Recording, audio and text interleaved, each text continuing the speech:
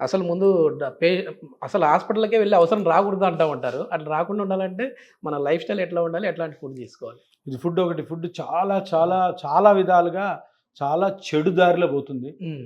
దీనంతటికి కారణం ఏంటంటే ఇంక అందరూ కారణమే దీనికి.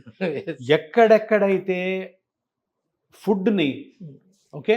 కొత్త తరహాగా కొనుక్కొని తింటున్నారు. హ్మ్.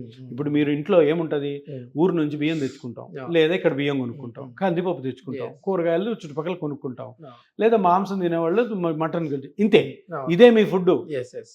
ఇంతకంటే వేరేదేం కొనొద్దు. హ్మ్. వేరేదేం తినొద్దు. Okay. ఏది తిన్నా డబ్బులు పోతాయి, ఆరోగ్యం పోతుంది. పిజ్జాలు, బర్గర్‌లు ఎప్పుడైనా ఒక రోజు తినండి. ఎప్పుడైనా వీక్లీ వన్స్ మనకి ఏదో తినాలనిపిస్తుంది స్విగ్గీలో ఆర్డర్ చేస్తాం. దాన్నే కానీ lunch లాగా. ఎవ్రీడే తినడం హ్మ్. లేదు. కొంతమంది ఈ కమర్షియల్‌గా కొన్ని ఫుడ్స్ ఇవి హెల్త్‌కి చాలా మంచివి అంటారు చూడండి. వాటిని వేలకు వేలు కొనుక్కొని మరి తింటున్నారు చూడండి. వేలకు వేల డబ్బులు పోతాయి, మీ ఆరోగ్యం చెడిపోతుంది. ఎందుకంటే Yes. అది తినడం తోటి మనం రొటీన్‌గా చిన్నప్పటి నుంచి తింటున్న ఏదైతే బాడీ అలవాటైన ఫుడ్ తినరు. సో న్యూట్రిషన్ కంప్లీట్‌గా లాస్ అవుతుంది.